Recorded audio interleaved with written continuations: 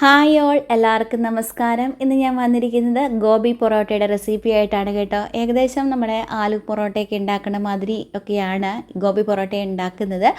അതിൻ്റെ ആ ഒരു മിക്സൊക്കെ ഫില്ലിങ്സൊക്കെ റെഡിയാക്കി എടുക്കുന്നതിൽ ഒരു ചെറിയ വ്യത്യാസം മാത്രം. അപ്പോൾ ആലു പൊറോട്ട ഉണ്ടാക്കുന്ന റെസിപ്പി എങ്ങനെയാണെന്ന് ഞാൻ മുമ്പ് ഇട്ടിട്ടുണ്ടായിരുന്നു. അതിൻ്റെ ലിങ്ക് ഞാൻ ഡിസ്ക്രിപ്ഷൻ ബോക്സിൽ ഇടാം കേട്ടോ. അപ്പോൾ നമുക്ക് ഗോബി പൊറോട്ട ഉണ്ടാക്കുന്നത് എങ്ങനെയാണെന്ന് നോക്കാം. അതിനായിട്ട് ഞാനിതാണ്ട് ഒരു വലിയ കോളിഫ്ലവർ എടുത്തുകൊണ്ട് വന്നിട്ടുണ്ട്. അതിൻ്റെ ഇലയും തണ്ടും ഒക്കെ ഒന്ന് കളഞ്ഞിട്ട് അതിനെ മുറിച്ച് ഞാൻ കഷ്ണങ്ങളാക്കി എടുക്കുകയാണ്. നമുക്ക് ആവശ്യം എന്ന് തോന്നിയ അത്രയും കോളിഫ്ലവർ എടുത്തിട്ട് ദാണ്ട് ഈ ഒരു വലുപ്പത്തിൽ ഇതിനെ ഞാനൊന്ന് മുറിച്ചെടുത്ത് ഇട്ടിട്ടുണ്ട് കേട്ടോ. എന്നിട്ട് ഞാൻ അതിലേക്ക് കുറച്ച് വെള്ളം ഒഴിച്ചിട്ട് കുറച്ച് ഉപ്പും മഞ്ഞൾപ്പൊടി ഇട്ടിട്ട് ഒന്ന് ഇളക്കി മിക്സ് ചെയ്തിട്ടുണ്ടല്ലോ, ഒരു അരമണിക്കൂർ നേരത്തേന് മൂടി വെക്കുകയാണ്. കാരണം കോളിഫ്ലവറിലൊക്കെ ഒരുപാട് വിഷമൊക്കെ അടിച്ചിട്ടാണ് വരുന്നതെന്നാണ് പറഞ്ഞ് കേൾക്കാറുള്ളത്. അപ്പോൾ ഉപ്പും മഞ്ഞൾപ്പൊടിയൊക്കെ ഇട്ട് തിരുമ്മിയൊക്കെ വെക്കുന്നതും വെള്ളത്തിലിട്ട് വെക്കുന്നതൊക്കെ നല്ലതാണ്, വിഷം പോകാൻ വേണ്ടിയിട്ട് നല്ലതാണെന്നൊക്കെയാണ് പറഞ്ഞ് കേൾക്കാറുള്ളത്. അതങ്ങ് മൂടി വെച്ചിട്ട് നാട്ടെ ഞാൻ ചപ്പാത്തിയുടെ മാവങ്ങ് കുഴച്ചെടുത്തിട്ടുണ്ട് കേട്ടോ. ഈ മാവ് ഞാൻ നല്ല സോഫ്റ്റായിട്ട് കുഴച്ചെടുക്കുന്നത് എങ്ങനെയാണെന്നുള്ള വീഡിയോ നേരത്തെ ഇട്ടിട്ടുണ്ടായിരുന്നു. അതിൻ്റെ ലിങ്കും ഞാൻ ഡിസ്ക്രിപ്ഷൻ ബോക്സിൽ ഇടാവേ. ഇതിനെ ഇനി അങ്ങ് മൂടി മാറ്റി വെച്ചേക്ക്. ഇത് ഉണ്ടാക്കാൻ നേരത്തെ എടുത്താൽ മതിയല്ലോ. ഇത് നമ്മുടെ കോളിഫ്ലവർ വെള്ളത്തിലിട്ടിട്ട് ഒരു അരമണിക്കൂർ കഴിയുമ്പം അതിനെ നല്ല വൃത്തിയായിട്ട് ഒരു 3-4 പ്രാവശ്യം വെള്ളത്തിൽ കഴുകിയെടുത്തതിന് ശേഷം ഒരു അരിപ്പ പാത്രത്തിലേക്ക് ഇട്ട് വെക്കുകയാണ്. ഇതിൽ വെള്ളം നല്ലതുപോലെ ഒന്ന് വാർന്ന് കിട്ടണം. അതിന് വേണ്ടിയിട്ട് ഒരു 10 മിനിറ്റോളം അങ്ങനെ വെച്ചാൽ മതിയായിരിക്കും. അപ്പോഴേക്കും വെള്ളമൊക്കെ നല്ലതുപോലെ വാർന്ന് പോയിട്ടുണ്ടാവും. അതിന് ശേഷം നമുക്ക് ഞാനുണ്ടല്ലോ ഇതിനെ ഈ മിക്സിയുടെ ചെറിയ ജാറുണ്ടല്ലോ പൊടിക്കുകയൊക്കെ ചെയ്യുന്ന ആ ജാറിലേക്ക് ഒരു പകുതി അളവോളം ജാറിൻ്റെ പകുതി അളവോളം ഞാൻ ഈ കോളിഫ്ലവർ ഇട്ടിട്ട് ഒന്ന് കറക്കി എടുക്കുകയാണ് കേട്ടോ. ചെറുതായിട്ടൊന്ന് ക്രഷ് ചെയ്തെടുത്താൽ മതി. കഷ്ണങ്ങളൊന്നും ഉണ്ടാവാൻ പാടില്ല കേട്ടോ. നമ്മൾ ഈ മിക്സി അടിച്ച് കഴിയുമ്പോൾ ഇതുപോലെ ഒന്ന് കൈ കൊണ്ടൊന്ന് എടുത്ത് നോക്കണം. നമ്മളെടുത്ത് നോക്കുമ്പോൾ മനസ്സിലാവുമല്ലോ, മുഴുത്ത കഷ്ണങ്ങളൊക്കെ ഉണ്ടെങ്കിൽ അതൊന്ന് എടുത്ത് മാറ്റണം കേട്ടോ. എന്ന് വെച്ച് കഴിഞ്ഞാൽ നമുക്ക് ശരിക്കും പരത്താൻ പറ്റത്തില്ല. എല്ലാവരും തീരെ ചെറിയ പൊടിയായിട്ടുള്ള ഇതായിട്ട് കിട്ടണം. നമുക്കങ്ങനെ അരിഞ്ഞെടുക്കാൻ പറ്റുമെങ്കിൽ അങ്ങനെ അരിഞ്ഞെടുത്താൽ മതി. അല്ലെങ്കിൽ മറ്റേ ഈ ക്രഷർ ഉണ്ടല്ലോ, ഈ ക്യാരറ്റും സവോളയൊക്കെ ഇങ്ങനെ വലിച്ച് പൊടിയായിട്ട് അരിഞ്ഞെടുക്കുന്ന ക്രഷ് ചെയ്യുന്ന ആ ഒരു സാധനം ഉണ്ടല്ലോ, അതുണ്ടെങ്കിൽ അതിനകത്തിട്ട് ക്രഷ് ചെയ്തെടുത്താലും മതി. അപ്പോൾ എൻ്റെ കയ്യിൽ അതൊന്നും ഇല്ലായിരുന്നു. അതുകൊണ്ട് ഞാൻ മിക്സിയുടെ ജാറിലിട്ടിട്ട് നിർത്തി അടിച്ച് ഇതൊന്ന് ക്രഷ് ചെയ്തെടുക്കുകയാണ് കേട്ടോ.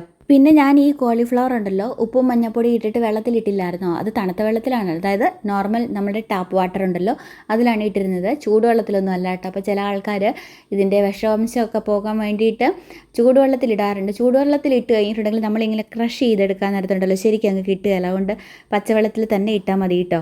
അതിനുശേഷം ഞാൻ ഒരു പാൻ അടുപ്പത്ത് വെച്ച് ഇത്തിരി എണ്ണ ഒഴിച്ച് കൊടുത്തിട്ട് ഒരു 1/2 ടീസ്പൂൺ ചെറിയ ജീരകം ഇട്ട് കൊടുത്ത് പൊട്ടിക്കുന്നുണ്ട്. ജീരകം പൊട്ടിക്കഴിഞ്ഞപ്പം ഒരു മീഡിയം സൈസ് സവോള പൊടിയായിട്ട് അരിഞ്ഞത്, പിന്നെ 2-3 പച്ചമുളക് പൊടിയായിട്ട് അരിഞ്ഞത്, ഒരു 4 തണ്ട് കറിവേപ്പില പൊടിയായിട്ട് അരിഞ്ഞതും ഇട്ട് കൊടുത്തിട്ട് ക്രഷ് ചെയ്ത് വെച്ചിരിക്കുന്ന ആ കോളിഫ്ലവർ ഉണ്ടല്ലോ ഇതിലേക്ക് അങ്ങ് ചേർത്ത് കൊടുക്കുകയാണ്. എന്നിട്ട് അതിലേക്ക് 1/2 ടീസ്പൂൺ ഉപ്പ്, 1/2 ടീസ്പൂൺ മഞ്ഞൾപ്പൊടി, ഒരു 1/2 ടീസ്പൂണിന് മേലെ ഗരം മസാല, പിന്നെ കളറൊക്കെ ഇച്ചിരി വേണമെന്നുണ്ടെങ്കിൽ ഒരു ടീസ്പൂൺ കാശ്മീരി ചില്ലി പൗഡറും കൂടെ ചേർത്ത് കൊടുക്കാം. എന്നിട്ടിത് നല്ലതുപോലെ ഒന്ന് ഇളക്കി യോജിപ്പിക്കാം കേട്ടോ. ഇത്തിരി കൂടി മസാലയുടെ ടേസ്റ്റൊക്കെ വേണമെന്നുള്ളവർക്ക് വേണമെങ്കിൽ ഒരിത്തിരി കുരുമുളക് പൊടിയോ അല്ലെങ്കിൽ എന്താ പറയുക ഇച്ചിരി മീറ്റ് മസാലയോ ചിക്കൻ മസാല അങ്ങനെ എന്തെങ്കിലുമൊക്കെ ചേർത്ത് കൊടുക്കാം. പിന്നെ എരിവിന് ആവശ്യത്തിനുള്ള പച്ചമുളക് ചേർത്ത് കൊടുക്കാം. പച്ചമുളക് ഇല്ലെങ്കിലും മുളക് പൊടിയാണെങ്കിലും ചേർത്ത് കൊടുക്കാം കേട്ടോ. ഇത് നല്ലതുപോലെ ഇളക്കി യോജിപ്പിച്ചതിന് ശേഷം തീ ഒരു ലോ ഫ്ലെയിമിൽ വെച്ചിട്ട് ഞാൻ 5 മിനിറ്റ് നേരത്തേനെ മൂടി വെക്കുന്നുണ്ട് ഇത് വെന്ത് കിട്ടാനായിട്ട്. അപ്പോൾ അടി പിടിക്കും തോന്നുവാണെങ്കിൽ ഇടയ്ക്കിടയ്ക്കൊന്ന് ഇളക്കി കൊടുക്കണം കേട്ടോ. അപ്പോൾ ഇത് 5 മിനിറ്റിന് ശേഷം മൂടി തുറന്നിട്ട് നല്ലതുപോലെ ഇളക്കി കൊടുത്തിട്ട് ഒരിത്തിരി പൊടിയായിട്ട് അരിഞ്ഞ മല്ലിയിലയും കൂടെ ചേർത്ത് കൊടുത്തിട്ട് നല്ലപോലെ ഒന്ന് ഇളക്കി യോജിപ്പിക്കുകയാണ്. ഒരുപാട് അങ്ങ് കുഴഞ്ഞു ഇരിക്കാൻ പാടില്ല, എന്നാൽ ഒരുപാട് ഡ്രൈ ആയിട്ടും വേണ്ട. നല്ല കുറച്ച് വെള്ളമൊക്കെ കൂടുതലാണെന്നുണ്ടെങ്കിൽ ഇത് തീ ഒന്ന് ഹൈ ഫ്ലെയിമിൽ വെച്ചിട്ട് ഒന്ന് ഇളക്കി ഇച്ചിരി വെള്ളമൊക്കെ വറ്റിച്ചെടുക്കുന്നത് നല്ലതായിരിക്കും കേട്ടോ. ഉപ്പും മുളകൊക്കെ നോക്കാം, കുറവാണെങ്കിൽ ചേർത്ത് കൊടുക്കാം. എന്നിട്ട് ഫ്ലെയിം ഓഫ് ചെയ്യുക. ഫ്ലെയിം ഓഫ് ചെയ്തതിന് ശേഷം ഇത് കുറച്ച് നേരത്തേനെ തണുക്കാനായിട്ട് മാറ്റി വെക്കുന്നത് നല്ലതായിരിക്കും. തണുക്കാന്ന് വെച്ച് കഴിഞ്ഞാൽ ഒത്തിരി അല്ലാതെ അങ്ങ് തണുത്ത് പോകുന്നു വേണ്ട, നമ്മുടെ കൈ കൊണ്ടൊക്കെ ഒന്ന് പിടിക്കാൻ പാകത്തിന് ഒന്ന് തണുത്ത് കിട്ടുന്നത് നല്ലതായിരിക്കും. അപ്പോൾ അതിനുശേഷം നമുക്കിത് ഉണ്ടാക്കാനായിട്ട് തുടങ്ങാം. ഞാൻ സ്റ്റൗവിൽ പാൻ ചൂടാക്കാനായിട്ട് വെച്ചിട്ടുണ്ട്. ആ സമയത്ത് ഞാൻ ഒരിത്തിരി നമ്മുടെ ചപ്പാത്തിക്കൊക്കെ കുഴയ്ക്കുന്നതിനേക്കാളും ഒരിത്തിരി കൂടെ കൂടുതൽ മാവെടുത്തിട്ടുണ്ടായിരുന്നു. അത് ചെറുതായിട്ട് ഒരു പപ്പടത്തിനേക്കാളും കുറച്ചുകൂടെ മുഴുപ്പിൽ ഒന്ന് പരത്തിയെടുത്തു. എന്നിട്ട് അതിനകത്തോട്ട് നമ്മുടെ ഈ കൊഴുക്കട്ടയുടെയൊക്കെ ഉള്ളിൽ ഫില്ലിങ്സ് വെക്കുന്നത് മാതിരി നമ്മളുടെ കോളിഫ്ലവറിൻ്റെ ആ ഫില്ലിങ്സ് ഉണ്ടല്ലോ റെഡിയാക്കി വെച്ചിരിക്കുന്നത് അതങ്ങ് ചേർത്ത് കൊടുത്തിട്ട് അതങ്ങ് കൂട്ടി യോജിപ്പിച്ചിട്ട് ഞാൻ ചെയ്തത് കണ്ടില്ലായിരുന്നു. എന്നിട്ട് ഒന്ന് പരത്തി കൊടുക്കുക. നല്ല മയത്തോടെ വേണം പരത്തി കൊടുക്കാനായിട്ട്, അല്ലെങ്കിൽ നമ്മുടെ ഫില്ലിങ്സ് അങ്ങ് പുറത്തേക്ക് വരും കേട്ടോ.